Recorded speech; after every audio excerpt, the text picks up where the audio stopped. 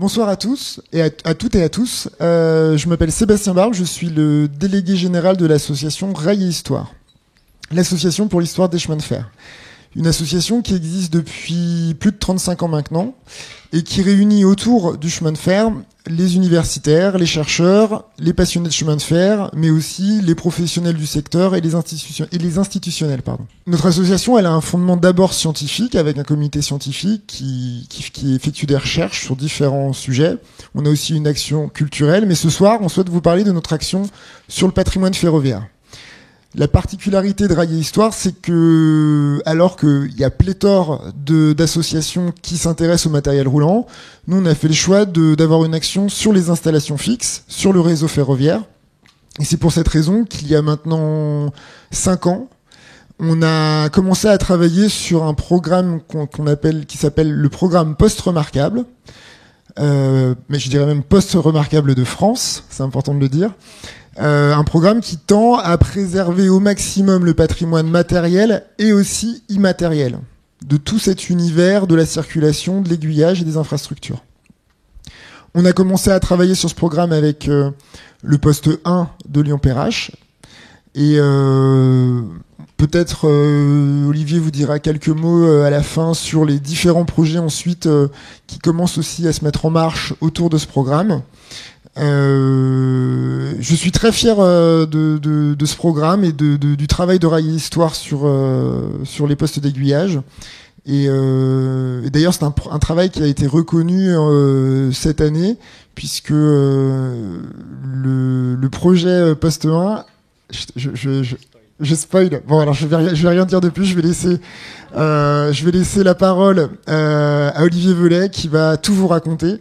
Et moi, je me tiendrai évidemment, comme il est d'usage, à la fin, au bout de cette table juste là, pour celles et ceux qui souhaiteraient soutenir le projet, continuer de soutenir l'association, car en devenant adhérent chez Rail et Histoire pour 5 €, notre adhésion elle est à 5 €, vous nous permettez justement de continuer d'aller chercher des fonds auprès des entreprises. Plus on est d'adhérents, plus l'association a de la force.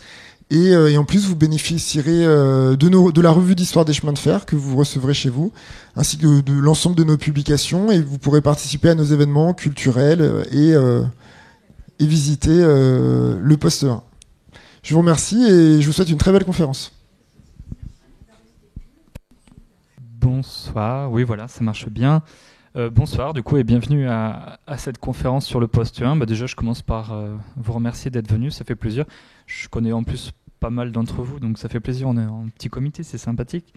Du coup, pour ceux qui ne me connaîtraient pas, moi c'est Olivier Velay, donc je suis architecte du patrimoine de formation, mais au final c'est plutôt de formation, je le précise, puisque je suis tombé dans les postes il y a déjà 5-6 ans maintenant, et j'en suis pas sorti pour le moment. J'espère que ça continuera. Voilà, donc une conférence sur Perrache poste 1.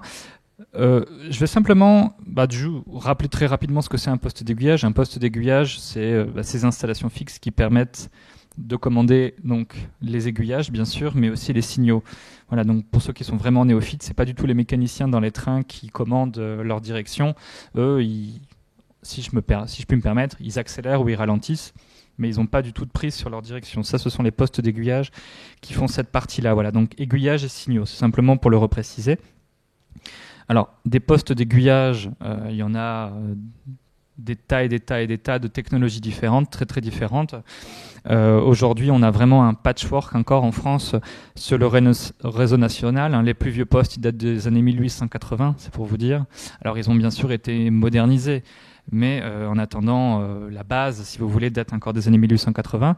Donc, depuis le 19e siècle, on accumule les strates, et même si on modernise, il reste toujours quelques postes anciens qui traînent ça et là, et ce qui nous fait qu'on a des installations très diverses, avec un fort caractère patrimonial le plus souvent, puisque ce sont des installations qui ont 120, 150 ans, donc qui sont des témoins, quoi. Voilà, donc ça, par exemple, c'est un poste d'aiguillage, bien sûr. Donc, un poste à grand levier mécanique, ici, c'est Amiens-Saint-Roch 1, qui date, normalement identifié comme étant de 1900, mais à mon avis, il est plus vieux que ça. Là, on a par exemple un poste à Saint-Quentin, qui date des années, du début des années 30, voire de 1930. Donc ça, c'est un poste qui est électromécanique à levier individuel. Ça veut dire que vous venez commander individuellement vos aiguillages ou vos signaux, mais c'est électrique. Là, vous avez un poste mécanique SNCF d'après-guerre à Vierzon 5, qui doit dater de 49, je crois. C'est ça. Hop. Et puis ça, par exemple, c'est aussi un poste d'aiguillage. Donc ça, c'est à Paris. C'est le poste qui commande la ligne à grande vitesse Paris-Lyon de TGV. Donc il date de 81. Donc vous voyez qu'on a, ici je vous ai montré 4 postes, on a à chaque fois 4 installations très très différentes. Et puis on a encore des installations plus récentes. Ici c'est Valence 1 ou 2, Valenceville 1, voilà, qui a ouvert en 92 et qui a été désaffecté d'ailleurs cette année. Et là vous voyez, juste à travers ces 5 photos, on voit que les choses sont très très diverses. Parce qu'on a vraiment donc ce patchwork d'accumulation. Et Sébastien en a un petit peu parlé, justement, le programme Poste Remarquable, il est là pour sauvegarder une petite trentaine de postes d'aiguillage anciens, l'idée étant que chacun ayant une technologie différente et donc que le fil technologique soit peu ou prou encore compréhensible, même si ces postes seront sauvegardés, ils ne représenteront plus qu'un seul exemplaire. Voilà. Donc ils ont tous une technologie différente pour avoir ce fil technologique-là. Et Perrachin, bien sûr, si je vous en parle, c'est parce qu'il fait partie du coup de ce fil technologique en tant que représentant, on y reviendra, mais des postes des grandes gares de la première moitié du XXe siècle avec d'autres. Bon. Alors oui, simplement un tout petit point de vocabulaire, poste ou cabine. Le poste, en fait, ça désigne les installations techniques. Donc les leviers, les relais, les verrous, la transmission éventuellement, ce genre de choses. Le bâtiment, on va appeler ça une cabine. Voilà. Alors les agents SNCF à qui vous direz ça seront peut-être pas d'accord avec moi, mais pour faire simple, on fait cette distinction-là, puisqu'il faut distinguer cabine et poste. Donc effectivement, ici à gauche, vous avez une cabine, c'est la cabine de Saint-Quentin dont on a vu le poste tout à l'heure. Et puis à droite, vous avez un poste d'aiguillage, voilà, qui lui n'a pas du tout de cabine, il est à l'air libre. Enfin, si on peut appeler cabine les quatre éléments avec le plastique au-dessus, quoi. Voilà. C'est un point de manœuvre, mais ça reste un poste, quoi, si on veut, entre guillemets. Un petit poste, tout petit poste. Alors, pourquoi une conférence sur les postes d'aiguillage ? Eh bien, du coup, tout simplement parce que, comme je vous disais, il y a beaucoup de technologies différentes qui sont parfois très anciennes. Et il s'avère que depuis maintenant une quinzaine d'années, il y a quand même un effort de modernisation très, très important qui a été porté par SNCF Réseau, qui a vocation à supprimer plusieurs milliers de postes d'aiguillage pour les remplacer par environ 30, ce qu'on appelle des commandes centralisées du réseau. Donc si vous voulez, c'est des méga postes d'aiguillage, entre guillemets, informatiques, à grand rayon d'action. Et donc les postes anciens, traditionnels, ceux qu'on voit le long des voies ferrées, au bout des quais de gare, ils ont tendance à disparaître de manière particulièrement accélérée depuis une quinzaine d'années. Et donc, au final, c'est depuis qu'ils disparaissent de manière accélérée qu'on a entamé un processus de patrimonialisation, donc de sauvetage de ce qui pouvait l'être au moment où ça peut encore l'être. Voilà, puisque dans 15 ou 20 ans, ça sera malheureusement probablement trop tard. On se serait réveillé très tard et on aurait perdu l'essentiel des postes qu'on aurait pu sauver en s'y prenant aujourd'hui. Donc, c'est pour ça que c'est bien que le processus de patrimonialisation arrive maintenant, puisqu'ils disparaissent de manière très accélérée. Donc ça, vous voyez, c'est un poste à grand levier à Creil qui a disparu il y a 2-3 ans maintenant. Il y a quand même le plan de voie que vous voyez en bas, qu'on appelle un tableau de contrôle optique, qui a pu être sauvegardé par un membre. Mais le reste, vous voyez, ça a été arraché, démoli, quoi, ferraillé. Alors, pourquoi une conférence aussi sur un poste ? Il y a déjà eu en fait des patrimonialisations, mais partielles. Vous avez donc des bâtiments, des cabines qui ont été protégés au monument historique. Donc là, par exemple, les deux de gauche, ce sont des postes d'aiguillage, ce qu'on appelle des tours florentines. Le Nord avait produit, je crois, 9 de mémoire de ces postes d'aiguillage-là, donc très haut, puisque c'était des postes pour commander des triages ou des dépôts. Donc il fallait avoir vraiment une excellente visibilité sur une étendue extrêmement grande. Donc ça a donné des architectures vraiment très spéciales. Hein. Ils font plus de 50 mètres de haut de mémoire, hein, ces bâtiments. Et ils ont été protégés au titre de leur architecture. Ils n'ont pas été protégés parce que c'est du patrimoine ferroviaire. L'architecte, en l'occurrence, c'est Gustav Umdenstock. Donc les amateurs ici connaîtront peut-être. C'est un architecte de la Compagnie du Nord qui a énormément produit dans les années 30 pas mal de gares comme Lens de mémoire, je crois. On pourrait me reprendre dessus, mais il a fait beaucoup de choses. Voilà, donc les tours florentines. Et puis, La troisième cabine protégée au titre des monuments historiques, c'est ce poste-là, c'est le Crimery à Strasbourg, lui au titre d'une architecture régionaliste. Il a été produit par l'Elsace-Lothringen en plus, donc pendant la période 70-1914. Donc vous voyez, ça fait 3 cabines protégées monuments historiques pour toute la France, et elles sont vides, il n'y a pas de poste d'aiguillage dedans. Donc ça, c'était l'état 2019. Donc vous voyez qu'il y avait vraiment tout à faire au niveau des monuments historiques. Et depuis 2019, eh bien, il y a eu 2 protections. Il y a eu ce poste-là à Chagny, donc on n'est pas très très loin, vers Beaune. Donc c'est un poste du Paris-Lyon Méditerranée. Donc il a été protégé en totalité, c'est-à-dire cabine et poste, si vous voulez. Malheureusement, vous voyez le poste à droite, il a été complètement saccagé. Donc malheureusement, bon, il est protégé, mais ça a assez peu de sens scientifique, on va dire. Il manque trop d'éléments pour que ça ait un vrai intérêt. Mais bon, c'est toujours bien de le noter. Et puis surtout, Rennes Centrale, qui a été protégé en 2020 au monument historique, il a été inscrit, et là aussi en totalité, donc cabine et poste. Voilà, donc c'est un poste qui est contemporain de celui de Perrache d'ailleurs, et qui est aussi membre du programme Poste Remarquable, et lui aussi pour les postes des grandes gares du début des années 40, enfin du début du XXe siècle, et ici au titre des années 40. Voilà. Donc Rennes Centrale, protégé monument historique, et donc deuxième poste protégé monument historique, et puis bien sûr Lyon-Perrache poste 1, qui est aussi en cours de protection au titre des monuments historiques, et il devrait être inscrit monument historique en totalité, donc cabine et poste, d'ici à quelques mois. Voilà, il faut être patient, mais ça arrivera. C'est pas trop pénible au niveau du son là, j'ai l'impression qu'il y a beaucoup de retours, ça va ? Ok. Voilà, donc je vous montre aussi l'intérieur de Perrache tel qu'on l'a découvert en 2017. Voilà, donc bon, vous avez vu l'extérieur, hein, on est tout à fait à côté, hein, puisqu'il est sur la Saône au pont ferroviaire, donc on est vraiment tout à fait à côté. Donc ça c'est une photo qui a déjà un petit peu de temps, maintenant c'est un poil plus tagué quand même. Et puis donc l'intérieur tel qu'on l'a trouvé en 2017, voilà, donc on a ce meuble-là, c'est ce qu'on appelle un pupitre, donc c'est le pupitre qui nous sert pour aiguiller les trains. Donc Perrachin, c'est un poste dit à poignée d'itinéraire, je vais revenir là-dessus tout à l'heure, donc de technologie Thomson Houston qui est le fabricant. Donc ça c'est le pupitre, quand je parle de pupitre c'est vraiment ce meuble-là. Et puis derrière c'est le tableau de contrôle optique, le TCO, donc c'est le plan de voie schématisé de la gare sur lequel il y a des informations qui sont présentées en continu à l'aiguilleur. On aura des photos tout à l'heure. Hop. Et bien sûr, du coup, aussi protégé au monument historique, l'installation technique en totalité. Hein, donc, c'est un poste électromécanique, donc on a beaucoup de mécanique. Je vais vous montrer une vidéo tout à l'heure qui vous montrera un petit peu comment ça marche. Donc, on a pas mal de mécanique, et puis on a aussi de l'électrique. Donc là, vous avez des appareillages de relais, par exemple, qui sont désaffectés, mais qui ont été préservés in situ et qui, du coup, vont être aussi protégés au monument historique comme le reste. Alors, on va faire un tout petit peu de géographie, mais rapidement. Donc, nous sommes par ici, à peu de choses près. Et le poste, il est là. Voilà. Donc, il est vraiment sur la Saône. Et le poste, il a un rayon d'action qui est assez court. Hein. Ça va globalement du tunnel Saint-Irénée, donc qui va vers Vèze, qui est là. Donc, ça va du tunnel Saint-Irénée jusqu'au milieu des voies de la gare.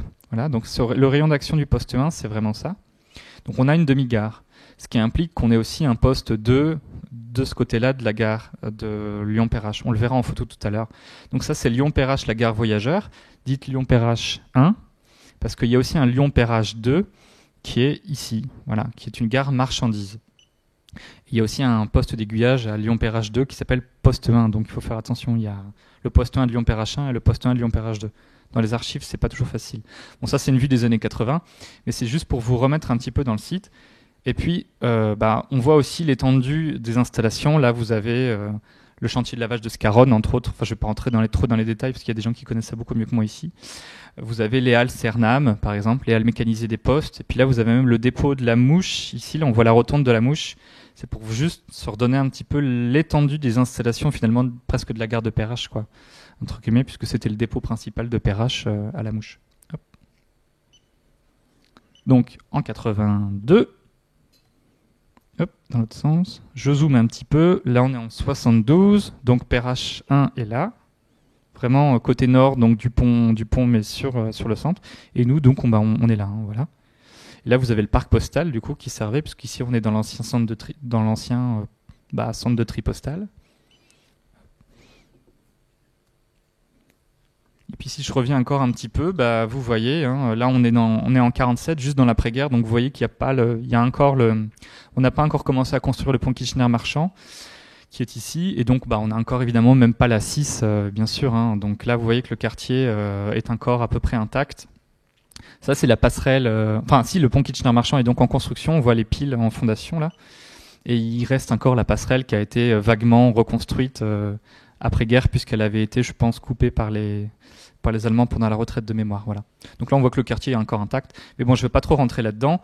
Et on voit du coup vraiment le rayon ici d'action de commande du poste 1 qui donc va du tunnel jusqu'à peu près au milieu de la gare. Et puis on a ici donc ce qui est appelé la ligne de la rive droite du Rhône. Donc on peut l'appeler la ligne de Givors notamment aussi. Il y a quelqu'un qui m'a dit que c'était la ligne, c'est la ligne de Moret à Lyon-Perrache aussi, je crois. Hein, c'est ça, voilà. Puisqu'on revient, on passe par Saint-Étienne, on remonte et puis on retourne à Moret, Veneux-les-Sablons, donc en grande banlieue parisienne, on va dire. Donc c'est la fin de la ligne qui débute à Moret-Venon. Voilà. Donc c'est le poste de Perrachin, c'est pas qu'un poste d'entrée de gare, c'est aussi un poste de bifurcation vers donc cette ligne-là. Et c'est cette ligne-là qui date de 1832 justement. La première ligne qui arrive de Saint-Étienne. Elle n'était pas exactement à cette place, mais c'est celle-ci qui vient se raccorder maladroitement sur le pont, c'était pas possible de la faire arriver sur Perrache. On a dû la faire arriver sur le pont et forcer les trains à rebrousser ensuite. On en reparlera un petit peu après. Hop. Bon là on le voit bien, hein. Au bout de son pont, le poste. Donc là j'avais mis une photo vers 60, on est peut-être un peu plus tard en fait, hein, peut-être plus 65, 70. Donc il y a déjà le pont Kitchener-Marchand, mais il n'y a pas encore le pont de la 6. Voilà. Ça devrait pas trop tarder, je pense, mais c'est dans ces moments-là. Et puis donc, on voit toujours, là où on est actuellement, on le voit bien, le parc postal, la rotonde de Perrache, qui a déjà perdu une partie de ses voies couvertes, et le poste 1 là, qui a été déjà agrandi après-guerre, mais ça, on y reviendra. Voilà. Bon, je pense que vous situez tous maintenant, quand même. Alors, je vais faire un petit peu d'histoire, parce que je vous disais que c'était un poste dit à poignée d'itinéraire. Donc électromécanique Thomson Houston, et pour que vous voyez un petit peu l'intérêt de ce poste, pourquoi on l'a construit finalement là à ce moment-là, il y a deux choses à prendre en compte. D'abord, c'est d'une part le développement de la gare de Perrache. Donc gare de Perrache, elle a été mise en service en 1856. Bon, déjà à l'origine, vous avez des aiguillages, hein, bien sûr. Vous aviez des plaques tournantes aussi, mais les aiguillages, c'est resté quand même assez simple. Et dans ces années-là, même si les postes d'aiguillage existent déjà, puisque les premiers postes d'aiguillage c'est 1854-1855, ça reste un peu prototypal. Donc à cette époque-là, on va surtout utiliser des leviers à pied d'œuvre. Donc c'est comme ici on voit sur les photos. À côté de l'aiguillage, vous avez un levier, et puis quand il faut bouger l'aiguille, c'est-à-dire faire l'aiguille, vous avez quelqu'un qui vient manœuvrer votre levier ou le maintenir remonter éventuellement. Bon, il fallait bien commencer quelque part. C'est un système qui a le mérite d'être simple et économique. Par contre, il va quand même poser pas mal de problèmes. D'abord, comme les aiguillages étant dispersés sur le terrain, les leviers aussi forcément, puisqu'ils sont au plus près. Et donc, finalement, le salarié le cheminot, il va être surtout amené à se déplacer de levier en levier, et il va être assez peu efficient. Ensuite, surtout, le gros problème, c'est que le levier étant d'un côté et pas de l'autre des voies, l'agent il va être amené à traverser les voies, et souvent à l'approche des convois. Et il va y avoir beaucoup d'accidents mortels. Pour vous donner une statistique rapide, sur les 10 premières années d'exploitation du Paris Saint-Germain, donc ça doit être 1842-1852, je crois de mémoire, vous aviez 60 entre guillemets aiguilleurs qui étaient chargés de tous les 500 mètres d'espacer les trains entre eux, donc avec un drapeau ou ce genre de choses. Et donc ils étaient amenés à traverser les voies. Et en 10 ans d'exploitation, il y a eu 12 décès sur les 60 agents. Donc ça fait quand même beaucoup de morts. Donc c'était un métier qui était relativement dangereux. Voilà. Et puis après, forcément, comme les installations étaient dispersées sur le terrain, on investissait assez peu à l'époque pour protéger l'agent. Donc il avait une petite guérite, mais il était un peu ouvert au vent, il avait un peu chaud en été, un peu froid en hiver, il avait tendance à s'endormir. C'était pas idéal. Il fallait bien commencer quelque part, mais ça a fait rapidement son temps. Et du coup, on a commencé à construire des vrais, ce qu'on pourrait appeler des postes d'aiguillage. À l'époque, ça s'appelle des postes de concentration. Donc ça veut bien dire ce que ça veut dire. C'est qu'on a regroupé en un même point les leviers qui étaient autrefois dispersés sur le terrain. Donc, alors évidemment, c'est un petit peu plus cher en dépenses d'établissement parce qu'il faut créer une transmission entre le levier et puis l'aiguillage ou le signal commandé sur le terrain. Mais il y a plusieurs avantages. D'abord, comme les leviers sont côte à côte, votre agent il va les avoir quasiment tous sur la main, il va être beaucoup plus efficace.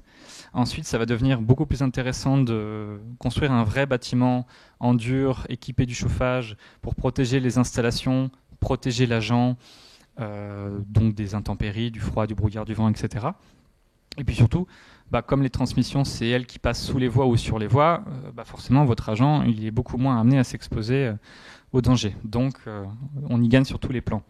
Et surtout, ce qui est intéressant, c'est que ces leviers étant côte à côte, on peut maintenant créer entre eux des suggestions de sécurité qui obligent l'agent à accomplir, si vous voulez, la manœuvre des leviers dans un sens bien précis pour que la sécurité soit assurée. Je vais vous donner un exemple assez simple pour pas trop vous perdre. On est d'accord. Si vous avez un aiguillage, vous avez 3 branches, du coup, on est d'accord. Il faut évidemment éviter de donner l'accès à 2 trains différents au même aiguillage au même moment. On est d'accord. Jusque-là, ça va, je pense. Du coup, ces aiguillages, il y a 3 branches. Chacune de ces branches va être protégée par un signal qui, en temps normal, est au rouge. Et donc, dans votre poste d'aiguillage, votre signal au rouge, le levier, il va être poussé. Voilà. Donc, il y a 3 signaux, donc vous avez 3 leviers devant vous. Et en fait, quand il y a un train qui se présente, il faut lui donner le passage. Donc, vous allez tirer le levier correspondant. Donc, sur le terrain, ça va passer au vert. Et en fait, au moment où vous allez tirer votre levier, mécaniquement, vous allez créer une suggestion qui fait que ça va vous bloquer les 2 autres leviers. Vous ne pourrez plus bouger ces leviers et donc vous ne pourrez jamais ouvrir les autres signaux simultanément. Si vous avez un autre train qui arrive sur une autre branche, il faut commencer par refermer le premier signal, donc le refaire passer au rouge pour débloquer le levier et ensuite pouvoir donc manœuvrer un deuxième levier. Alors qu'avant, quand il n'y avait pas de poste d'aiguillage, ce genre de choses, ça reposait uniquement sur la vigilance des agents. Et donc, il y a eu des accidents. Et donc ça, vous avez une redondance qui tend à plus de sécurité. Et donc, c'est vraiment à ça que servent les postes d'aiguillage, à assurer la sécurité des circulations en redondant les consignes orales, si vous voulez. Voilà. Techniquement, les redonder. Donc ça, c'est des postes qui sont c'est des postes Saxby anglais des années 1870-80. Évidemment, à gauche, c'est une gravure. À droite, c'est un poste qui a aussi disparu depuis bien longtemps. C'est peut-être les premiers postes qu'on a eus à Lyon-Perrache.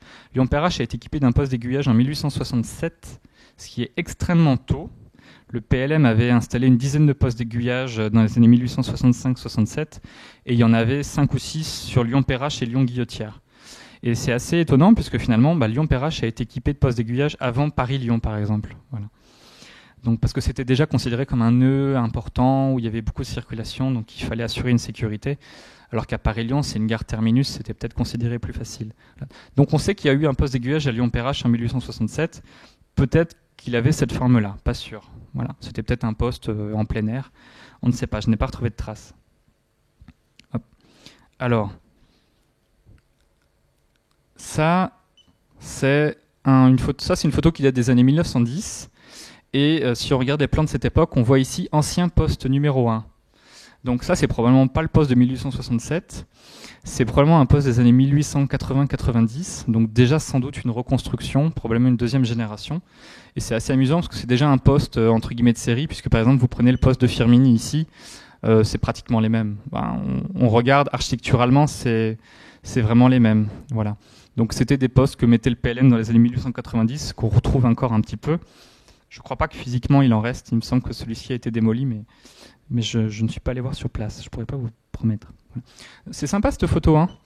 Ça, c'est vraiment la gare telle qu'elle était dans sa configuration d'origine, à peu de choses près. Donc là, vous avez un très grand château d'eau pour les machines à vapeur. Là, vous avez une autre tour un petit peu plus petite où il y avait 2 châteaux d'eau aussi. Il y avait 2 cuves. Donc là, vous avez, de mémoire, vous avez 3 fois 100 mètres cubes. Donc ça fait 300 mètres cubes quand même. Là, vous avez la toiture de la remise de l'annexe traction de Perrache, qu'on voit pas très bien. Là, vous avez Sainte-Blandine, le clocher. Et puis là, vous avez les archives. Voilà. Et donc là, on est avant la construction du tri postal, véritablement. Et donc vous aviez là une remise pour des machines à voie droite. Puis là, vous avez un petit bâtiment d'administration. Et ça, c'est la configuration pratiquement d'origine de la gare de Perrache en 1856, qui avait du coup quasiment pas bougé jusque dans les années 10-20, quoi. Voilà. Et qui par contre a complètement disparu. Aujourd'hui, il n'y a plus rien de... Tout ce que vous voyez là a disparu, exception faite d'une partie de la remise, quoi, qui est le dernier vestige. Bon, donc probablement deuxième poste d'aiguillage. Et puis là, on est un petit peu plus... Là, on est sur une photo de la fin des années 20. Et on voit ici un poste d'aiguillage aussi. Voilà. On voit encore un poste d'aiguillage. Et c'est probablement un poste qui a été construit après 1900. Et c'est architecturalement, il ressemble beaucoup à des postes qui ont été produits, on va dire, dans les années 10. C'est encore une série typique du PLM. Et là, il en reste un peu plus, des comme ça. Bon, ça, c'est une photo du poste de l'Arbrel, qui est donc à côté, mais qui aujourd'hui, malheureusement, n'est plus du tout dans cet état-là. Il a été abandonné il y a 20 ans et il présente des signes d'abandon un peu plus marqués. Voilà. Mais il en reste encore des comme ça, si vous voulez, vous pouvez aller en voir en Berrieux, par exemple, voilà, ou même à Lausanne, même s'ils ont été pas mal touchés. Mais des comme ça, il en reste pas mal. Bref, donc on est au moins sur 3 générations de postes d'aiguillage. Je vais vous montrer quelque chose. Donc ça, c'est l'arrivée du train en gare de Perrache en 1896, donc un des premiers films des Frères Lumière. Donc bon, vous voyez le quartier, la passerelle, enfin l'équivalent du pont Kitchener-Marchand. Le poste 1 n'est pas là, bien sûr. Et là non plus, on ne voit pas le poste que je vous ai montré en photo à l'instant. Donc en 1896, il n'était pas là. Puis bon, on arrive sur la gare de Perrache. Vous connaissez ce film ou pas? Non? Ah, c'est chouette ça. Ils en ont fait quelques-uns des films sur la gare de Perrache dans ces années-là, c'est assez sympa. Voilà. Et bon, ça vous connaissez, c'est le bâtiment d'administration de la compagnie du PLM, qui a été surélevé depuis. Et ce bâtiment sert toujours, c'est là où il y a un poste d'aiguillage. La gare de Satolas est commandée depuis ce bâtiment-là d'ailleurs, Saint-Exupéry. Hop. Voilà, donc au moins 3e génération de postes d'aiguillage. Et alors le problème de ces postes, donc ça c'est un poste qui est à Paris-Lyon, gare de Paris à Lyon. Le problème de ces postes jusqu'à présent, c'est que c'était des postes mécaniques. Et comme vous étiez limité par la force humaine, eh bien un grand levier allait commander un aiguillage, ou peut-être 2 s'ils étaient vraiment très près du poste, ou alors éventuellement un signal. Donc bon, ça a marché pendant quelques temps, mais comme les gares se sont développées assez rapidement, elles sont devenues évidemment très très grandes, il y a eu beaucoup d'appareils à commander. Et donc les postes d'aiguillage à levier mécanique, enfin mécanique à levier individuel, sont devenus gigantesques. Et ici, ce poste, vous avez 200 leviers de long, et c'est sur un linéaire de 32 mètres. Donc c'est vraiment très très très important. Et c'est extrêmement compliqué à maintenir, c'est extrêmement compliqué à exploiter. Et surtout, les problèmes du coup de ces postes, c'est que comme vous avez beaucoup de leviers à manœuvrer pour faire sortir un train de gare ou faire rentrer un train en gare, parce que vous avez beaucoup d'aiguillages probablement à faire bouger ou beaucoup de signaux à faire passer au vert, eh bien ce sont des postes qui sont très lents. Il va vous falloir 3 minutes, 4 minutes, 5 minutes pour mettre en place un itinéraire. Et donc, ce sont des postes qui sont devenus trop lents pour assurer le service qui leur est confié. Et donc, on est limité par vraiment les moyens techniques à cette époque. Donc ça, c'est le plus grand de France avec ses 200 leviers. Il est mis en service en 1900. Et si c'est le plus grand, c'est qu'on a du coup pas fait plus grand, c'est parce qu'on a trouvé beaucoup mieux après. Et donc, ce sont les postes dits à levier d'itinéraire. Et en fait, vous avez un changement de logique. Autrefois, vous aviez donc un grand levier qui manœuvrait un seul appareil, grosso modo. Et en fait, là maintenant, vous avez un levier qui vient manœuvrer l'ensemble des appareils entre 2 points géographiques donnés de la gare, d'où la notion d'itinéraire. Et donc ça, ce sont les 2 premiers postes à levier d'itinéraire mis en service en France et du coup dans le monde, puisque c'est une technologie française ici. Donc à droite, c'est Bordeaux-Saint-Jean 1, qui a été mis en service en 1903, et à gauche, l'inverse, à gauche c'est Bordeaux-Saint-Jean 1, et à droite c'est Bordeaux-Saint-Jean 6, qui a été lui mis en service en 1904. Voilà. Poste de triage d'ailleurs, Bordeaux-Saint-Jean 6. Et est conservé d'ailleurs à la Cité du Train Bordeaux-Saint-Jean 6. Voilà. Et c'est ce poste-là qui servira de base d'ailleurs pour Lyon-Perrachin. Donc Lyon-Perrachin, c'est le descendant direct de ce petit poste à droite. Voilà. Et donc, ces postes à levier d'itinéraire, évidemment, l'intérêt, c'est qu'ils sont extrêmement rapides, puisqu'au lieu d'avoir 15, 20 ou 25 leviers à manœuvrer, vous en avez en général plus qu'un, éventuellement 2. Donc c'est des postes qu'on va retrouver dans les grandes gares à partir des années 1900-1910. Voilà.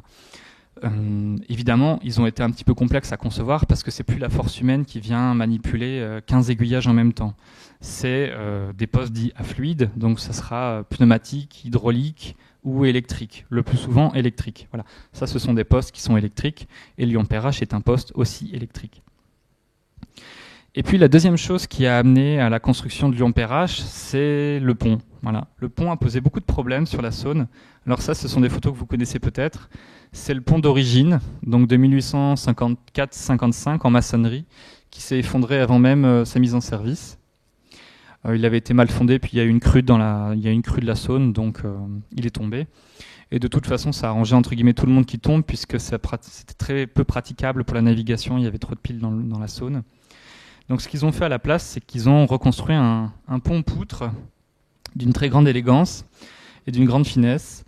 Et donc voilà, vous voyez c'était l'extrait de la photo de tout à l'heure où on voit le poste 1 PLM 1900 qui est sans doute la 3e génération de poste d'aiguillage.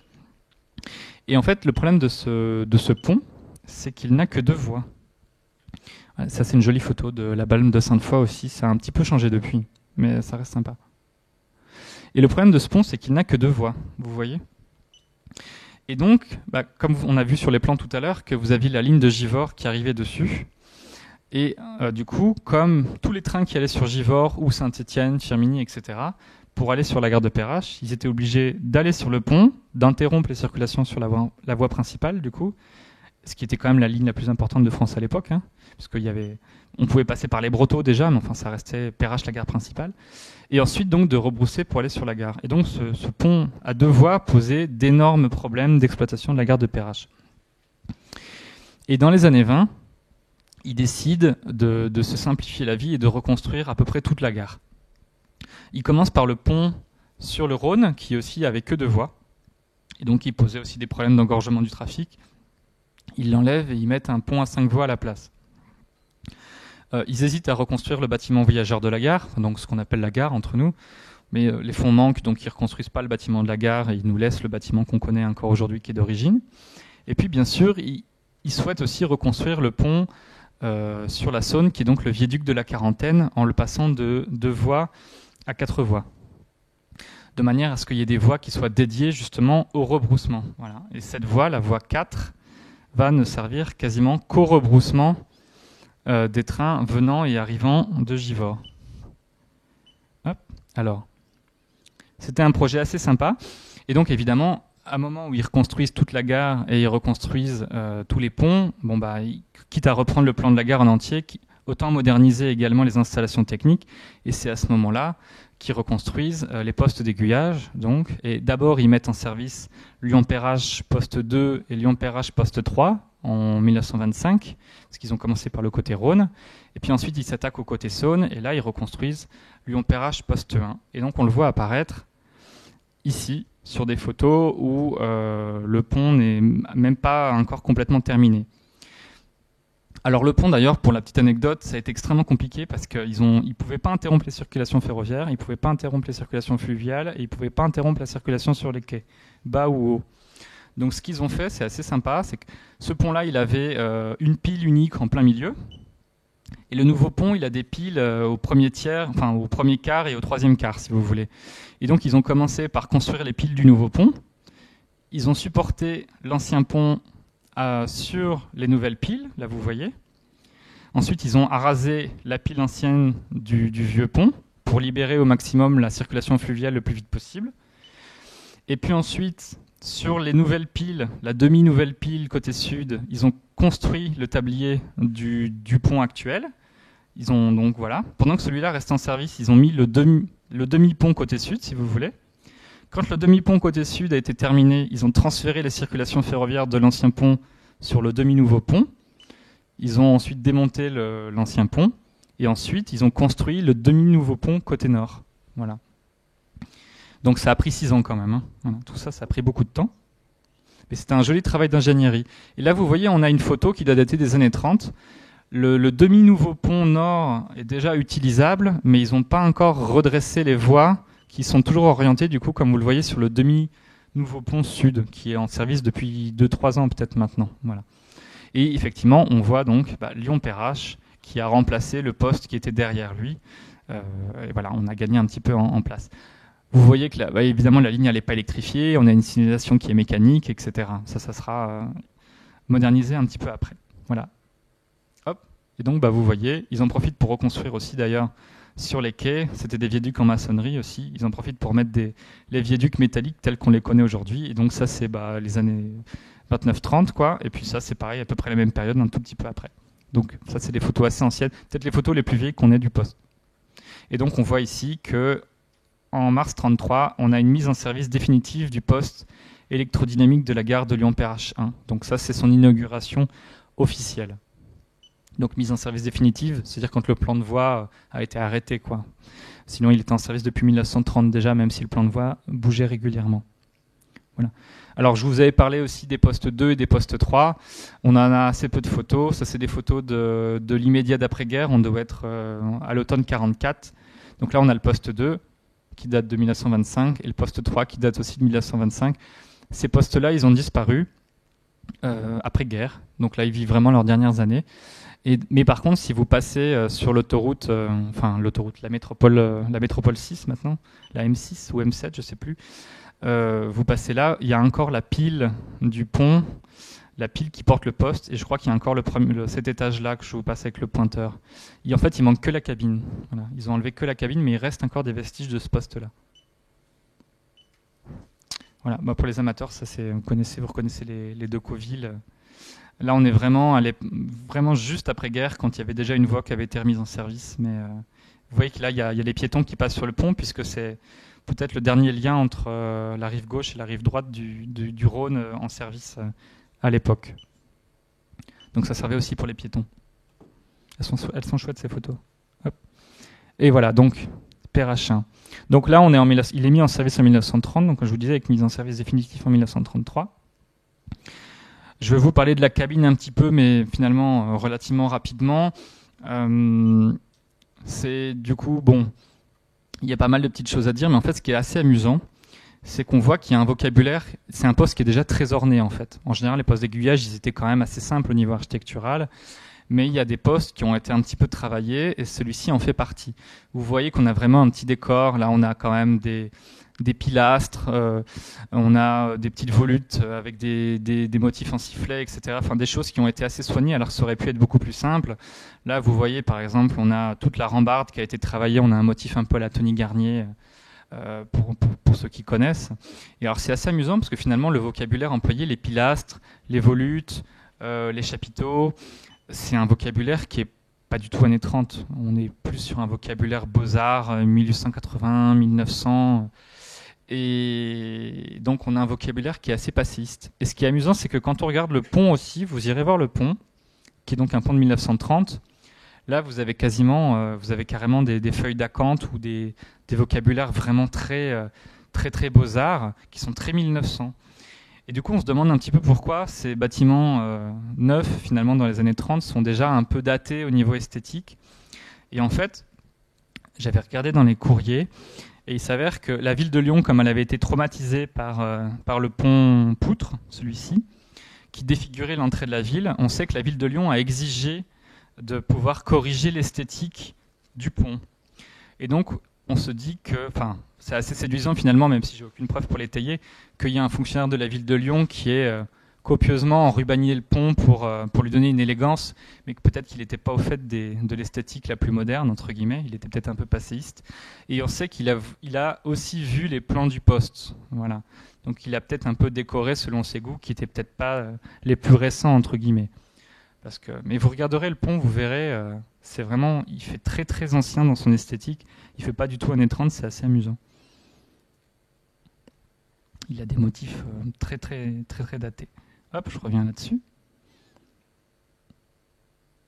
Et donc, le poste en lui-même, donc ça c'est une photo qu'on a... j'ai très peu de photos anciennes du poste, mais j'ai celle-ci qui date d'avant-guerre. Donc, vous voyez le meuble avec les poignées qu'on a vu tout à l'heure, qui a assez peu finalement bougé. Il y a une partie qui a été rajoutée, mais sinon, globalement, il n'a presque pas bougé. Et puis pour ceux qui connaissent un petit peu, bien là, on a une table pour la commande des signaux manuels, puisque l'espacement des trains se faisait manuellement à l'époque. Donc ça, c'est une installation qui a disparu lors de la modernisation en 1952, je vais y venir. Ça, c'est une coupe du poste. Alors, c'est pas le poste de PRH1, c'est le poste de Paris-Lyon qui est de la même technologie, qui est un petit peu plus gros, il y a des petites subtilités d'écart, mais ça, c'est le poste tel qu'il était. Je vous avais montré tout à l'heure une photo de mécanique, on était en fait ici, et puis on voyait des relais, donc on était dans cette salle-là, mais vous voyez que le pupitre qui est là, en fait, il descend au 3e étage, et il repose vraiment au 3e étage. En fait, ça, c'est vraiment la partie émergée d'un iceberg, alors que toute la technique est en bas. Je vous disais que c'était un poste électromécanique, et donc effectivement, là, on a la mécanique, et tout ça ne sert qu'à transformer des mouvements de traction-rotation de la poignée en mouvements électriques interprétables par des moteurs sur le terrain. Je vais vous montrer une petite vidéo de l'Infrapol SNCF qui vous explique le fonctionnement.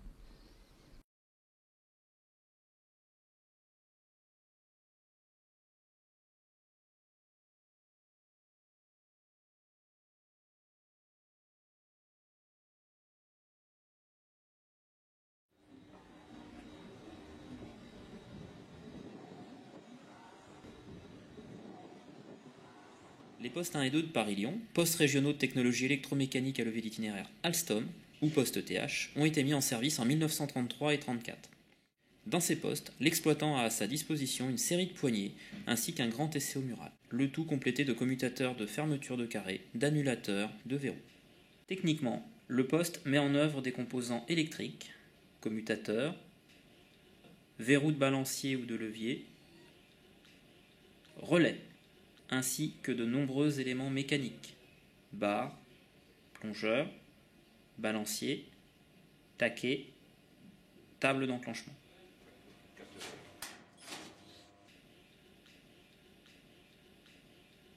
La formation et l'établissement d'un itinéraire sont obtenus par traction de la poignée d'itinéraire correspondante suivie d'une rotation. Le sens de rotation de la poignée vers la gauche ou vers la droite sélectionne le sens impair ou pair de l'itinéraire à établir et le signal origine ainsi que le ou les signaux intermédiaires à commander à l'ouverture.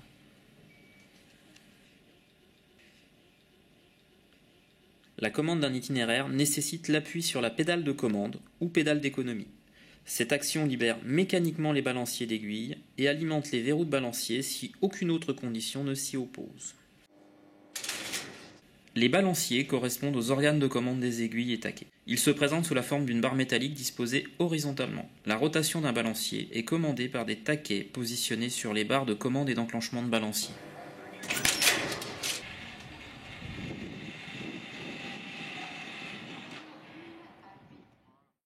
Le mouvement de rotation est transformé en contact électrique par l'intermédiaire de contacteurs montés en extrémité de balancier. Chaque balancier est enclenché électriquement par un verrou annulable mécaniquement par un dispositif à utilisation contrôlée relié au verrou par un câble. La rotation de la poignée provoque le déplacement de la barre de commande des signaux. Les trois crans successifs à 30, 60 et 90 degrés provoquent la chute des transits, le blocage du levier, l'allumage de l'itinéraire au TCO ainsi que la commande à l'ouverture du signal origine et éventuellement des signaux intermédiaires. Les verrous de levier agissent sur les barres de commande des signaux. Ils empêchent la remise en position neutre des poignées si un enclenchement d'approche ou de parcours est lancé.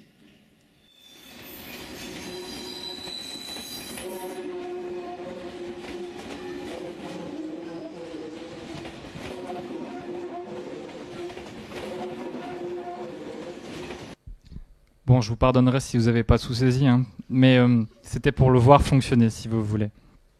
Puisque j'ai pas forcément de vidéo de PRH1, donc il faut bien que je fasse avec ce que j'ai.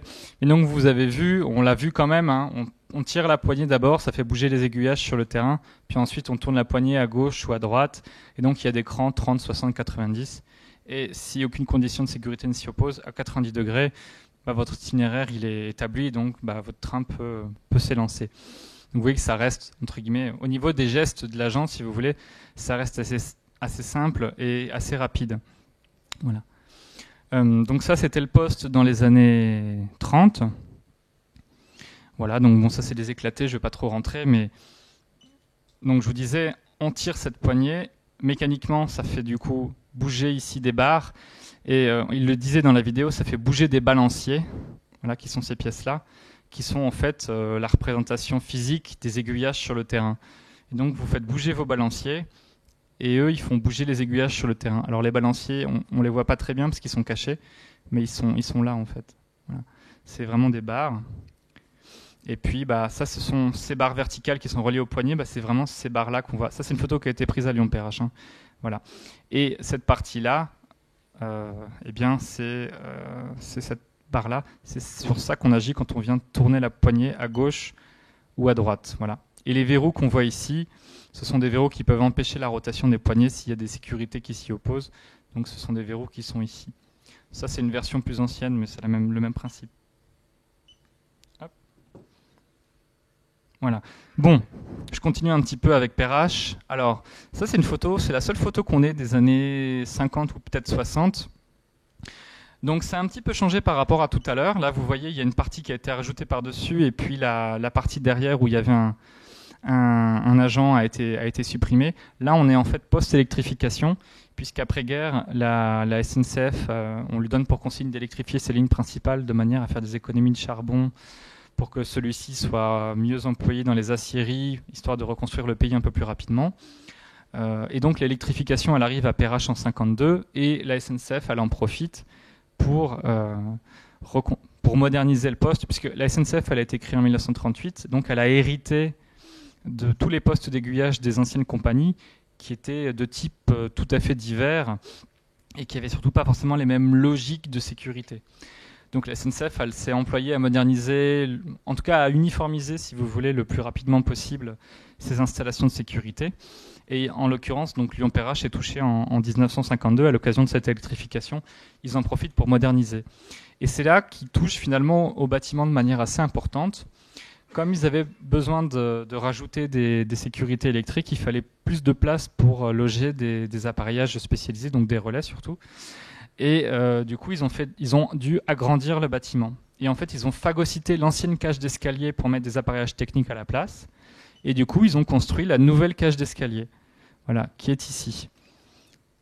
Donc toute cette partie-là, ça date des années 50, alors que cette partie-là, elle est de 1930. Mais aujourd'hui, ça se voit pas. C'est très bien fait. Ils ont vraiment fait l'extension dans le style entre guillemets choisi dans les années 30. Et donc, vous regarderez sur place. Enfin, on verra des photos aussi. Ça a été bien fait. Donc, stylistiquement, on n'a pas l'impression que le bâtiment a été agrandi. Il faut aller dans le détail pour le voir. Voilà. Donc là, vous voyez, années 50. On a un bureau. On voyait pas le bureau avant, mais là, vous voyez, on a un bureau en bois, une platine téléphonique.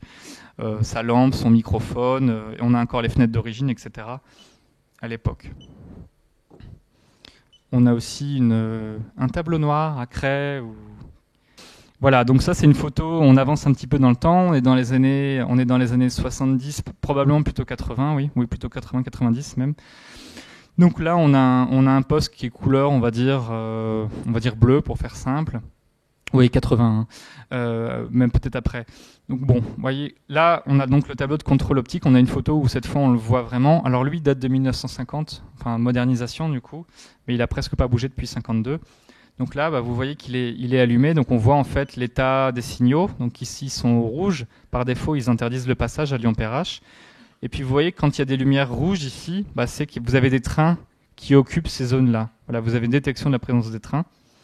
Et là, vous voyez aussi qu'on a le parc postal qui aujourd'hui a été supprimé, qui n'existe plus, mais qui ici est toujours présent. Voilà. Donc là, années 80, probablement peut-être un peu après, on a déjà un petit peu d'informatique.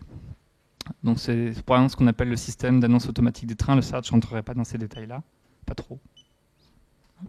Donc on a des photos de ces années-là.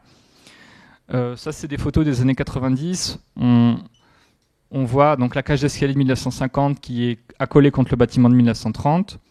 On voit qu'il y a déjà des petites modernisations. Là, vous voyez, les fenêtres, elles ont été changées, mais il reste encore des fenêtres anciennes. Là, vous avez encore des fenêtres anciennes, alors qu'ici, elles ont déjà été partiellement changées. Aujourd'hui, elles ont toutes été changées. C'est sympa aussi avec la pub aussi. Le quartier s'est un peu amélioré, je pense, quand même. Hop. Et ça, c'est une photo juste avant la fermeture. Enfin, quelques années avant la fermeture, c'est des photos de l'inventaire régional du patrimoine. Donc, vous voyez, des photos noir et blanc, bien sûr, mais on voit que ça a un petit peu changé. on a du coup l'installation quasiment telle qu'on l'a trouvée finalement en 2017. Donc lino, faux plafond, bouche de ventilation, bureau des années 2000, et puis quelques ordinateurs, platines téléphoniques, ce genre de choses, et horloges numériques, etc. Enfin bref, des installations des années 2000, 2015. Et là, tel qu'on le trouve, du coup, en 2017, tel qu'il a été laissé en fait à sa fermeture en novembre 2016. Donc il aura quand même fonctionné 86 ans. Et en fait, il s'avère qu'en 2016, toute la gare de Lyon-Perrache est basculée sur donc, comme je vous disais tout à l'heure, une commande centralisée du réseau, donc une CCR, qui elle est pas très loin, qui est à Jean Massé. Et donc en 2016, voilà, la gare de Lyon-Perrache, elle est basculée sur une installation très moderne, et le poste 1 est fermé, et le poste 2 d'aiguillage également. Et le poste 1 est laissé en l'état, puisqu'il était inscrit au programme Poste Remarquable. Et donc c'est à ce moment-là que la SNCF vient nous demander ce qu'on pourrait en faire, si vous voulez, et c'est là que j'interviens. Et donc en 2017, ils nous demandent de leur proposer plusieurs scénarios et puis de les budgéter. Qu'est-ce qu'on peut en faire, quoi ? Un restaurant, une boîte de nuit, des logements insolites. Alors évidemment, on ne s'est pas posé ce genre de questions trop longtemps. Et très vite, on leur propose quand même de l'ouvrir au public, puisque c'est quand même une installation des années 30, modernisée dans les années 50. Et donc on leur propose très vite de le transformer pour en faire un petit musée, si vous voulez, pour que le grand public puisse avoir accès à cet espace-là, pour le donc présenter. Mais par contre, effectivement, ce qu'on se dit à l'époque, c'est que le présenter de manière statique, ce serait quand même vraiment dommage, alors que c'est censé être une installation vivante. On est censé pouvoir tirer des poignées, les tourner, avoir des lumières, des sons, ce genre de choses. Présenter une installation statique où on ne peut rien faire dessus, ça aurait été un petit peu dommage. Et donc, on leur propose de remettre le poste en service. Alors, évidemment, simulé. Et c'était possible, puisque le poste avait été désaffecté, mais il l'avait juste isolé du monde extérieur. Ils n'étaient pratiquement pas intervenus sur l'intérieur des installations techniques qui avaient été laissées à peu près telles quelles. Et du coup, on leur propose de remettre en service simulé. En 2018, on leur propose ça, on l'a budgété aussi. Et puis, ils nous disent OK, voilà, donc ça c'est une bonne chose. Et après, donc, on s'y est mis en 2019, et depuis 2019, on remet en service le poste de manière à ce qu'il soit simulé. Alors qu'est-ce qu'on fait ? Bien, en fait, il y a un logiciel informatique qui a été créé exprès, vraiment ad hoc, et qui se branche sur une partie des installations techniques pour leur faire croire qu'il y a encore des trains qui circulent. Et donc, pour la partie aiguilleur, pour la partie à cet étage-là, il y aura normalement aucune différence. Il y en aura forcément des subtils, mais l'idée c'est qu'il n'y ait aucune différence entre quand il fonctionnait en vrai et après quand il fonctionnera de manière simulée, que ça soit complètement transparent. La seule différence c'est qu'il n'y aura pas les vrais trains sur les voies, bien sûr. Voilà. Mais sinon, même chose. Voilà. Donc on vient vraiment se brancher sur les installations techniques pour les refaire fonctionner de la manière dont, ce pourquoi elles avaient été conçues. Voilà. Donc c'est le projet qui a été proposé et qui a été validé et qui est en cours depuis 2019. Voilà. Donc les travaux. Alors évidemment, comme je vous disais, ça implique de concevoir un logiciel ad hoc. Donc c'était beaucoup de travail. Donc on avait un électronicien et un informaticien. Et puis surtout, ça impliquait beaucoup d'électronique de commande, évidemment. Donc ça, c'est quelques images des modules électroniques de commande. C'est assez gros, là, les photos, on ne se rend pas bien compte, mais c'est des modules qui font 1 mètre par 50 cm pour la plupart, quoi. Donc il y a pas mal de choses. Et puis surtout, ça impliquait de recabler de manière assez importante les installations existantes du poste pour que nous, on ait l'information de la traction des poignées ou de la rotation des poignées, par exemple. Donc là, vous voyez que sur la photo de gauche, ce sont les commutateurs qu'on actionne quand on tourne la poignée à gauche ou à droite. On les a vus dans la vidéo avec les pièces en bakélite noire qui tournaient quand on tournait la poignée. Ce sont ces pièces-là. Et donc celles-ci, il a fallu les démonter, les nettoyer, les étudier, les câbler, les reposer, les rebrancher. Donc rien que pour ces petits boîtiers bruns, là, il y en a peut-être pour 300 heures de travail à peu près, quoi. Voilà. Donc on les a déposés, on les a remontés pour avoir la prise d'information, si vous voulez. Voilà, et puis là, on était content. Et donc, on a commencé ensuite à avoir des résultats, quoi. Voilà. À tel point qu'on a pu ouvrir pour les Journées européennes du patrimoine. Alors, on a ouvert en 2017, en 2019, mais là, c'était des installations mortes. Et depuis 2021, par contre, on a des installations vivantes. Alors, en 2021, c'était semi-fonctionnel, ça restait prototypal. 2022, ça marchait de manière un peu plus étendue. Et puis, à l'avenir, ça devrait marcher de manière plus fiable. Puisqu'actuellement, on est quand même en ce qu'on appelle en déverminage. Le logiciel, il a pas mal de bugs. L'informaticien n'était pas du tout du milieu ferroviaire, donc des fois, on a l'impression qu'on se comprend, mais on ne se comprend pas. Mais bon, petit à petit, les choses s'améliorent. Hop. Donc petit à petit, les choses s'améliorent. Par contre, voilà, l'idée, c'était, ok, on remet en service simulé. D'accord. Mais après, finalement, là, vous avez vu, on a vu, il y avait ici pas mal déjà d'ordinateurs d'informatique dans les photos. Là, c'est les photos de 2015, on voit qu'il y a déjà pas mal d'informatique. Enfin, il y a des écrans, donc il y a des logiciels qui tournent derrière, ou en tout cas des installations particulières. Et nous, on avait déjà suffisamment à faire à reconstituer le fonctionnement des enclenchements de sécurité SNCF. Et quand je dis on, c'est surtout j'avoue, je souhaitais pas qu'on alourdisse encore davantage en devant reconstituer le fonctionnement de certains logiciels SNCF dont on aurait pu se passer en ayant recours au papier crayon, notamment. Et donc, ça posait la question de la période choisie pour la reconstitution. Est-ce qu'on reconstituait 2016, état de fermeture ? Est-ce qu'on reconstituait 1980 ? Est-ce qu'on reconstituait 1952 ? Parce qu'on avait vraiment cette plage-là, étant donné que l'installation n'avait quasiment pas été modernisée depuis les années 50. Il y avait une grosse modernisation, puis après, c'était des petits détails, entre guillemets. Donc, à quel moment on pouvait choisir de moderniser ? Et en fait, assez vite, on s'est proposé de reconstituer, entre guillemets, un état années 50. Pourquoi ? Du coup, l'idée, c'était d'éviter tout ce qui était informatique, donc avant les années 80. Et en fait, ce qui était intéressant, c'est qu'à Perrache, entre 52 et 56, l'électrification est arrivée à Lyon-Perrache. Elle est allée un tout petit peu plus loin, mais à peine plus. Ce qui fait qu'à Lyon-Perrache, entre 52 et 56, il y avait beaucoup de relais traction, notamment. Donc, il y avait encore des locomotives à vapeur. Et il y avait aussi des locomotives électriques. Et puis surtout, dans ces années-là, il y avait encore tout un folklore, entre guillemets, qui a depuis disparu. On pouvait parler de trains de luxe, parce qu'il y avait encore le train bleu dans ces belles heures, par exemple. Mais il y avait déjà des trains modernes, entre guillemets, prestigieux, comme le Mistral. Il y avait donc encore des locomotives à vapeur, comme je vous disais. Il y avait les trains autocouchettes, déjà, ils commençaient. Donc il y avait beaucoup de choses qui sont assez évocatrices et qui parlent surtout à l'amateur, il faut bien le dire. Encore que le train de luxe s'adresse à tout le monde, mais dans le rêve. Mais c'était une période qui paraissait assez séduisante pour les possibilités de jeu avec les relais de traction, puis pour les univers convoqués. Donc ensuite, on a cherché entre 52 et 56, puisqu'après 56, il n'y avait plus de locomotive à vapeur à Perrache, ou alors de manière très marginale. Et donc, on cherchait dans ces années-là. Et puis, certes, pour avoir les circulations ferroviaires réelles, on avait accès aux documents au CHEX, je ne sais jamais comment on dit, au CHEX.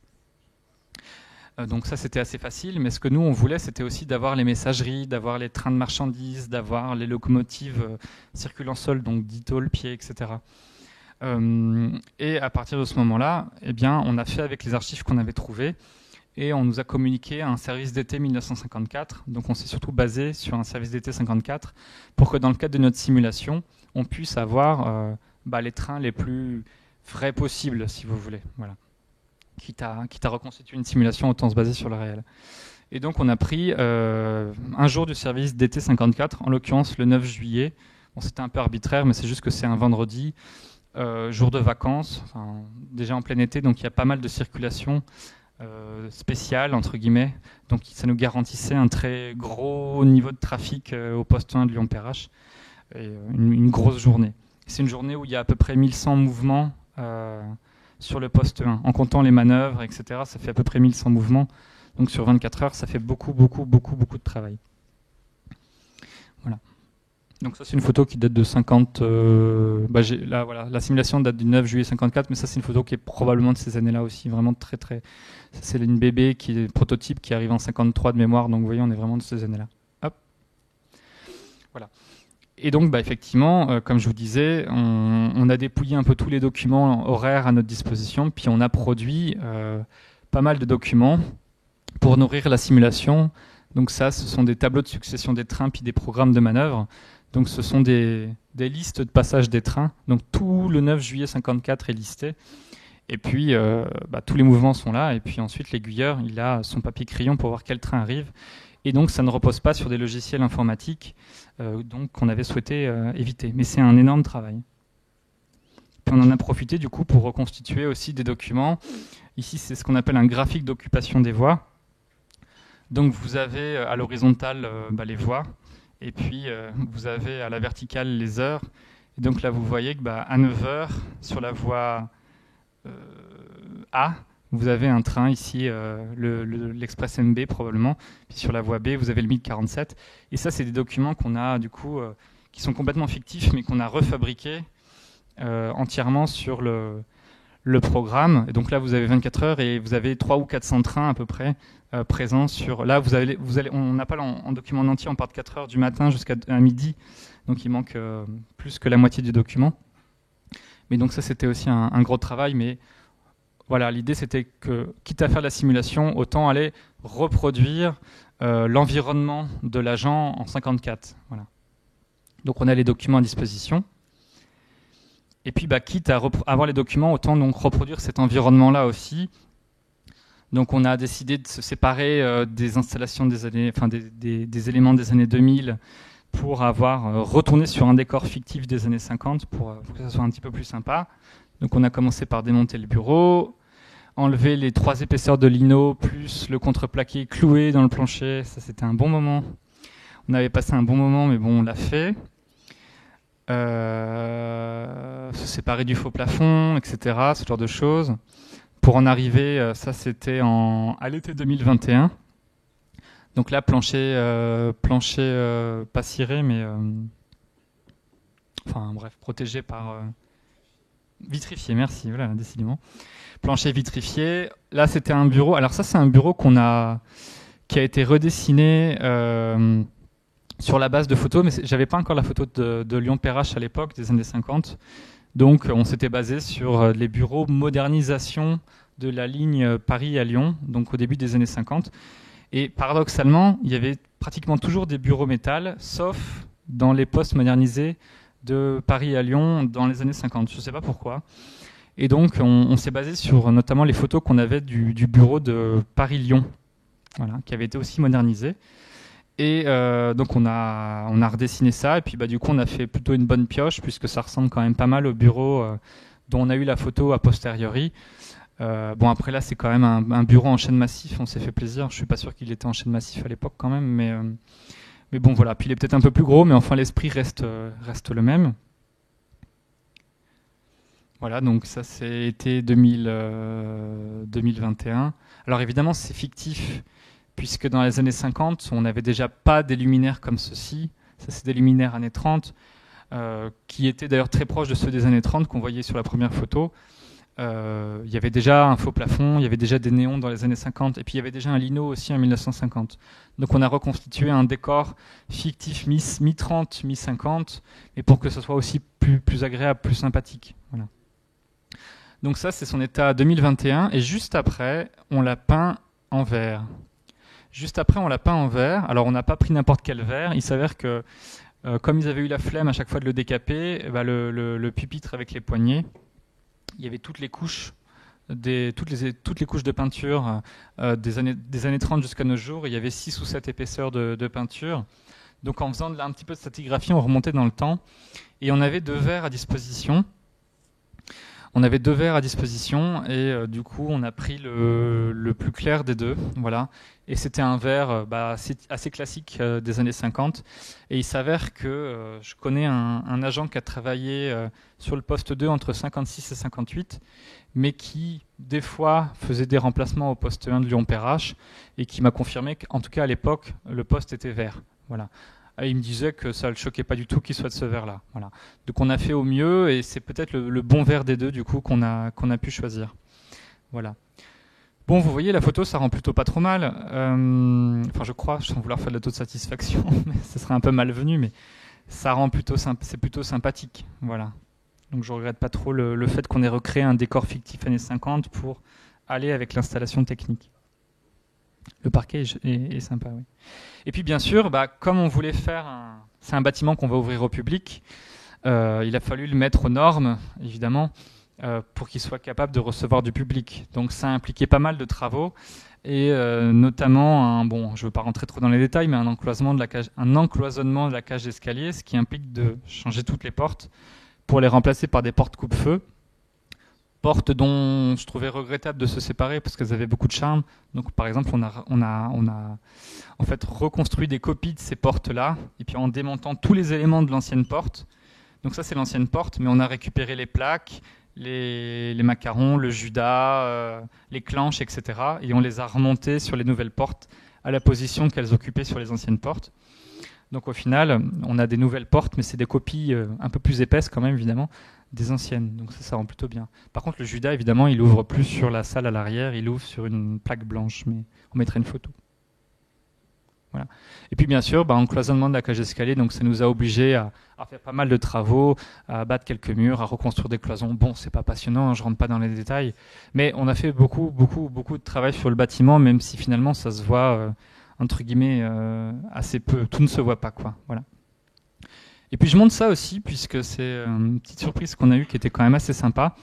En refaisant toute l'électricité du bâtiment, parce qu'on a dû refaire toute l'électricité du bâtiment, on est allé fouiller dans la toiture, et les agents des années 30 avaient déjà les mêmes problèmes qu'aujourd'hui, c'est-à-dire on se pèle dans le bâtiment, qui n'a pas été conçu pour être isolé, il n'est pas du tout isolé, il y a 0 isolation thermique dans ce bâtiment.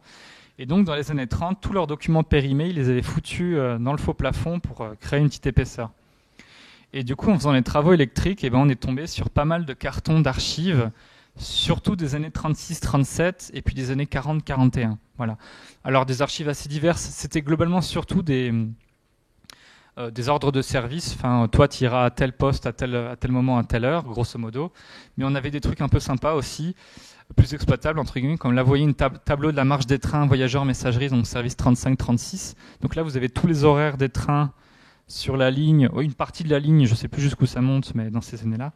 Puis là, vous voyez, on a un service de la Poste. Donc là aussi, on a toute une explication sur les trains de messagerie. Donc là, c'est en 39, je crois, ou 38. 39, voilà. Et donc, il y a pas mal de choses qui ont été trouvées. Évidemment, du coup, tout ça, c'est parti aux archives. Donc, on a encore plus froid qu'avant, mais on va peut-être mettre nous-mêmes nos archives après. Dès la vie du rail, peut-être, en trop. Pour nos descendants. Voilà. Hop. Et puis bien sûr, du coup, ce projet finalement sur lequel je suis passé assez vite, mais vous me poserez des questions juste après, parce qu'on arrive bientôt à la fin. C'est un projet qui a été distingué cette année 2 fois, donc ça nous fait très plaisir.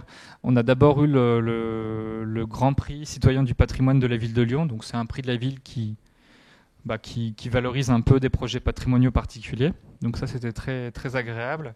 Et puis on a eu aussi un prix régional cette fois, du patrimoine industriel, donc la mention patrimoine industriel du concours régional du patrimoine, donc sponsorisé par Groupama. Donc ces 2 distinctions très sympathiques qui font plaisir quand même, et puis qui font de la communication. Et ça fait très plaisir d'avoir ce petit lion qui a pris place sur le pupitre, qu'on a vu en photo peut-être à 2-3 endroits, je ne sais pas si vous avez fait attention, et qui va y rester a priori. Voilà. Alors, c'est un projet qui continue, qui est loin d'être fini. Il y a encore énormément de travail. Donc, ça évolue rapidement. Par exemple, nous, on est parti d'en haut, puis on descend progressivement. Donc là, avec la mine bien réjouie que j'avais à gauche, on venait de finir de démonter un compartiment couchette d'une voiture de 1972 qui va se transformer en salle d'attente à Lyon-Perrache. Donc d'ici à 6 mois, ça sera bon. Donc si vous avez envie de piquer un somme à un moment, vous me dites, et puis on vous dépliera une couchette de première classe. Quand même, on se respecte. Et puis, donc, les travaux sur le bâtiment continuent, si vous voulez. Il y a encore beaucoup de choses à faire. Et puis, sur la simulation aussi, bien sûr, ça va continuer, puisque pour l'instant, on a finalement, si vous voulez, juste des simulations de trains qui passent. Donc, c'est des lumières qui changent de couleur. C'est un sapin de Noël à 30 000 €, ça fait cher. On va aller un petit peu plus loin, et l'idée, c'est qu'on ait aussi déjà des téléphones qui fonctionnent, parce qu'évidemment, ils communiquaient beaucoup par téléphone. Donc là, on veut que le logiciel soit capable d'appeler au téléphone, nous parler. Donc ça sera peut-être la suite. Et puis, on veut aussi avoir le son des trains qui passent, par exemple. Donc ça demande encore un petit peu de travail, beaucoup de travail d'enregistrement.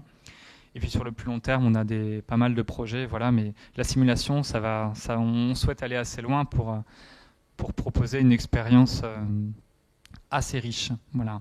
On aurait dû ouvrir au public en septembre 2022 et ça a été repoussé à septembre 2023. Voilà. Mais bon, ça tombe. Enfin, c'est pas trop mal parce que nous, ça nous donne le temps de peaufiner doucement ce projet. Voilà. Hop. Bon, voilà. Moi, j'arrive au terme. Oui, c'est ça. C'est à peu près l'heure, donc. J'ai à peu près tenu ma part. J'imagine qu'il y a une séance de questions maintenant, pour ceux que ça intéresse. Oui, vous nous parlez de l'ouverture en septembre 2023. Ça sera ouvert, il y aura des jours d'ouverture, il y aura des... Oui, c'est ça. Il y aura des visites guidées régulières. Donc après, pour vous donner un planning, c'est peut-être encore un peu tôt, mais l'idée, ça sera qu'on ouvre, parce que pour l'instant, on n'ouvre que pour les journées européennes du patrimoine.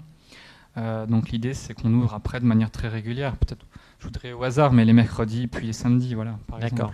Ok, merci.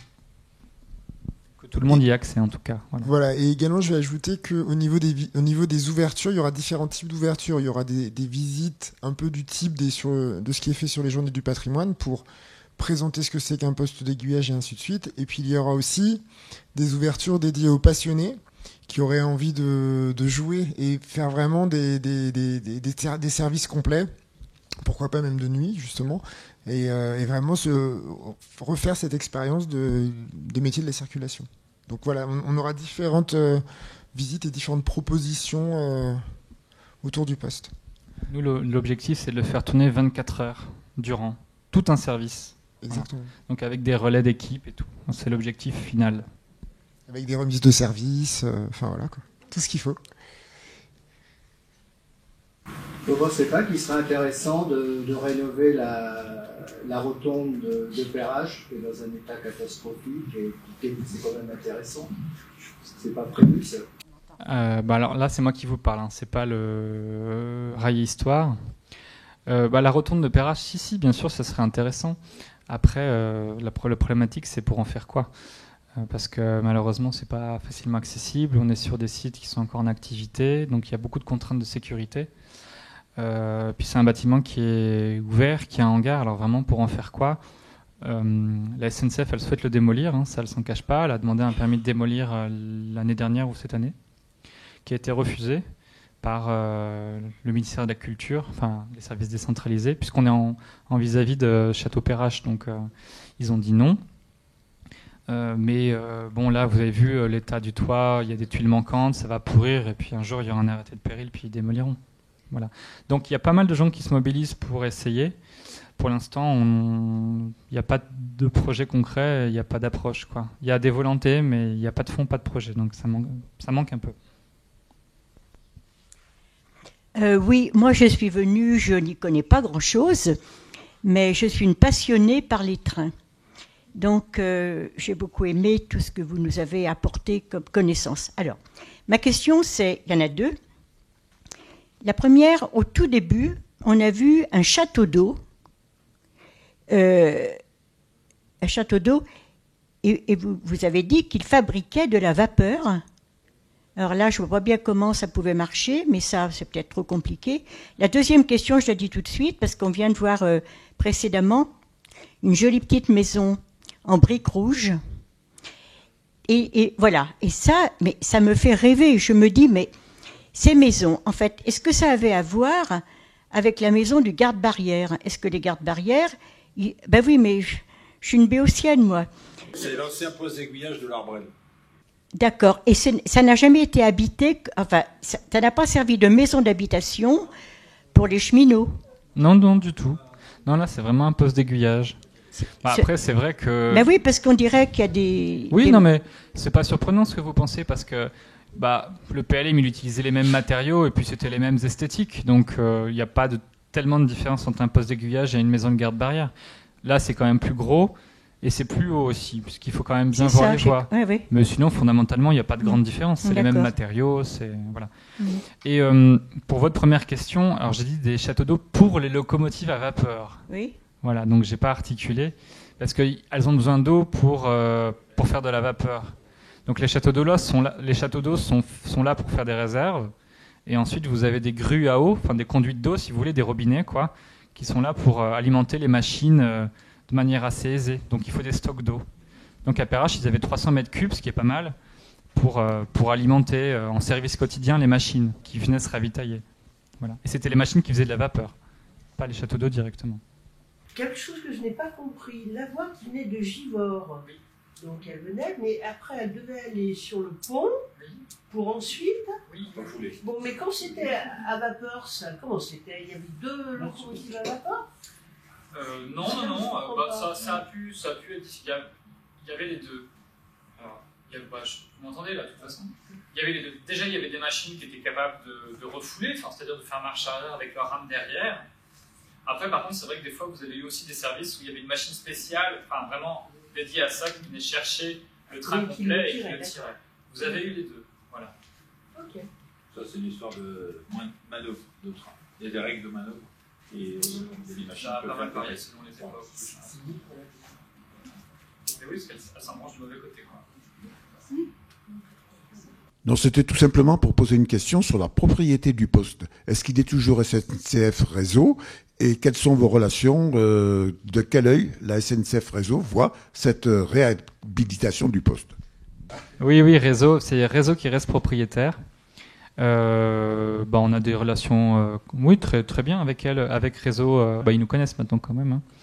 Et puis là, par contre, effectivement, ils n'ont pas vocation à ne plus être propriétaires du poste. Si c'est ouvert aux visites guidées, il sera mis à disposition de Rail et Histoire via des conventions d'occupation temporaire, comme le matériel roulant, par exemple, ce genre de choses, quoi. Voilà.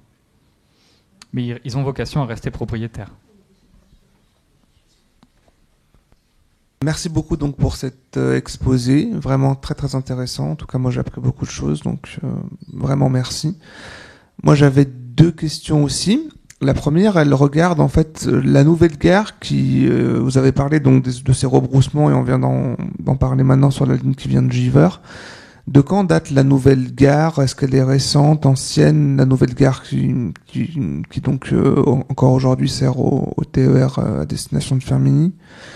Et est-ce que c'était le poste 1 qui la commandait aussi? Ça c'est la première question. Et la deuxième question, c'est, on a parlé tout à l'heure d'architecture du poste 1. Vous avez dit qu'il avait un aspect très particulier, qu'il était très travaillé. Est-ce que ça a regardé seulement le poste 1 ou est-ce que le poste 2 il est aussi très travaillé celui-ci, ou est-ce qu'il y a des différences? Et s'il y a des différences, pourquoi? Est-ce qu'on sait? Et enfin, est-ce que le poste 2, quant à lui, est encore en fonctionnement, et est-ce il avait les mêmes caractéristiques que le poste 1? Voilà. Merci beaucoup. Alors, donc vous, quand vous dites la nouvelle gare, vous faites référence aux quais J et K qui sont sur les voies, je pense. Hein. Oui, c'est ça. Donc c'est fin 90, donc c'est 1997. Justement, elles ont été construites à la place du parc postal pour éviter ce rebroussement. C'était quand même plus simple. En fait, il y a toujours des rames qui rebroussent, mais à vide. Il y a plus de voyageurs dedans. Voilà. Donc ça date de 97, et du coup, oui, c'était bien commandé par le poste 1 de Lyon-Perrache, qui a fermé en 2016, donc ça a été pendant presque 20 ans effectivement commandé par Perrache. Voilà. Bon, ça, je pense que ça répond à votre première question. Après, pour l'architecture du poste 1, le P2, là, je vous ai remontré le P2 et le P3. Alors, on les voit pas très bien, on voit un peu le P3. Il y a des similitudes avec Perrache 1, mais ils sont plus simples. Je pense que P1 a été décoré, entre guillemets, par ce fonctionnaire de la ville de Lyon, parce que c'était considéré comme l'entrée de Lyon, puisque c'est le côté Paris. Je pense, et du coup, c'est pour ça qu'il leur fallait vraiment quelque chose qui, entre guillemets, claquait un peu, quoi, si vous voulez. Effectivement, c'est probablement du fait de ce statut d'entrée de ville qu'il a été un petit peu plus soigné que les autres postes. Alors, il faut aussi dire que les deux postes P2, P3 datent de 1925 et que celui-là date de 1930, donc peut-être que c'est pas non plus les mêmes personnes qui l'ont dessiné, et peut-être que celui qui a fait P1 avait le trait un peu plus lourd, entre guillemets. Voilà, c'est possible. Hein. C'est pas tout à fait la même génération. Le P2, il a été supprimé après-guerre et remplacé par un poste PRS, je ne sais pas si ça vous parle, donc un poste moderne des années début 50, enfin, c'était quoi, 47, 48, 49, dans ces eaux-là, je pense qu'il a dû être mis en service.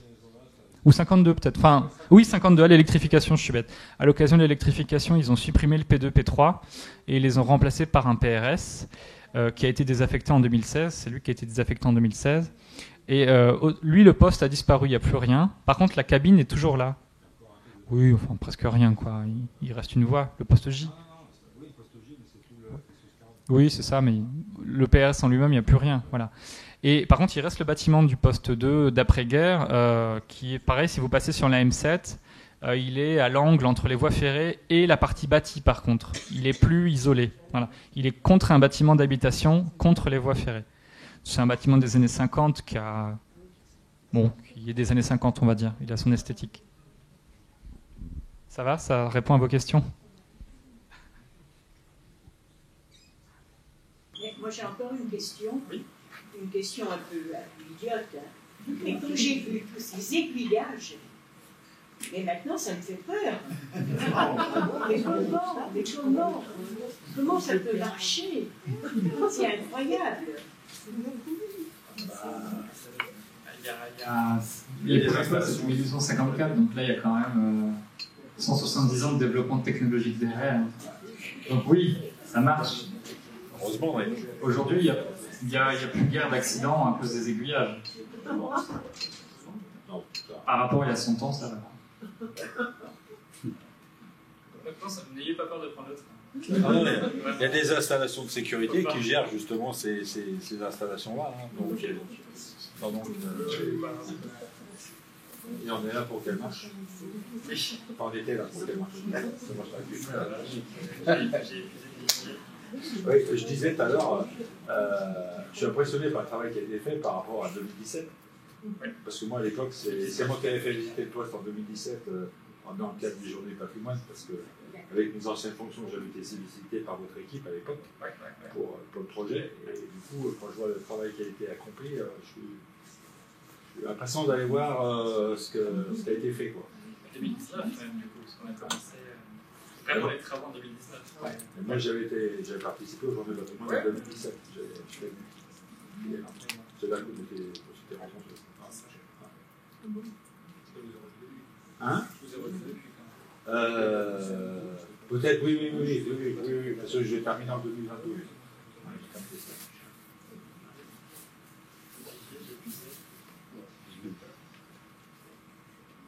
Eh bien, s'il n'y a plus de questions, je crois qu'il nous reste à vous remercier pour votre présence ce soir et votre écoute. Et nous vous souhaitons une bonne soirée. Je vous invite à applaudir tout le travail.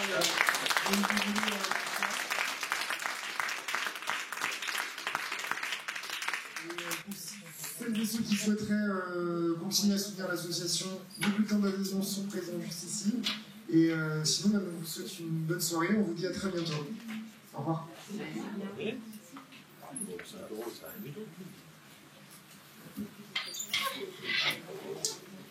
Ah ouais.